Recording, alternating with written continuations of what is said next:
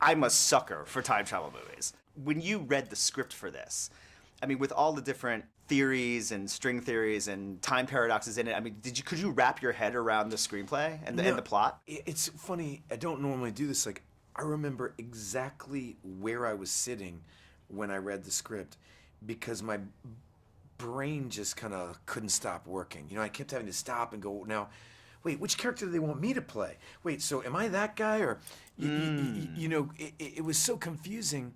And yet I loved it. The language of it, the world of it was so mysterious, you know. And then I got to the end, and I've never had this happen because I'm actually a slow reader. I read things slowly, so I usually kind of understand what I read. Right.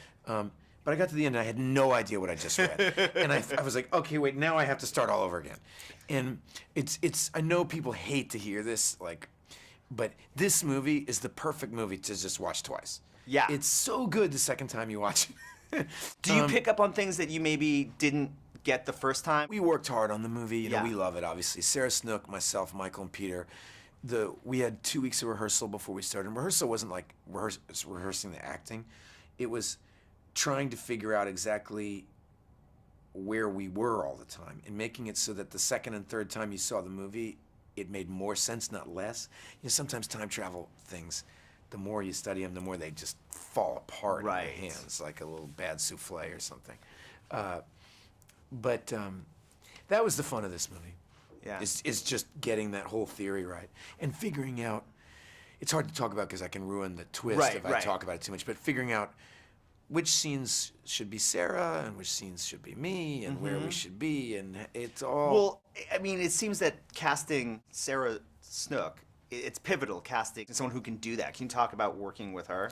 Well, there's two huge challenges to the movie. One is that there's one role.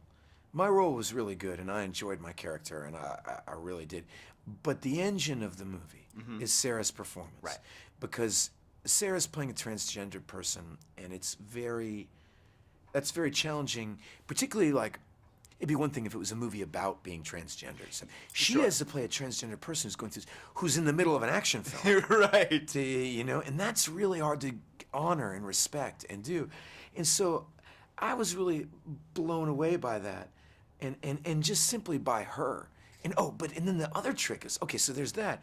Then the other problem is for the twist of the movie to work, if it's a recognizable actress doing it, the whole twist won't work. Absolutely. The reveal won't work. So we knew we needed to find somebody that wasn't familiar to international audiences who could pull off a part that really, who leaps to mind who could do this? Cate Blanchett, Kate Winslet, Hilary Swank could do it. Yeah. But if Hilary Swank had played it, you know what?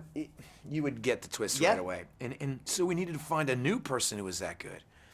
And it's what's hard about when you're young and first started acting is just confidence. You know, experience creates confidence, right? Right. And this chick is so confident. And I loved watching her work because she made what would have been hard to so many people just easy. And I find myself really moved by her performance. Oh, yeah. It's a great performance. Forget about it. I mean, that's what I joke with people. I'm like, look, if this is a little indie coming out at Sundance, this chick, people will be talking about she's going to win an Oscar. Right. But because it's a genre time travel movie, well, you know, you don't win awards for that. But she deserves it. Do you have a favorite time travel movie? You know, I was, much to my surprise, I really liked Looper. Yeah. Recently, I thought Looper was really good.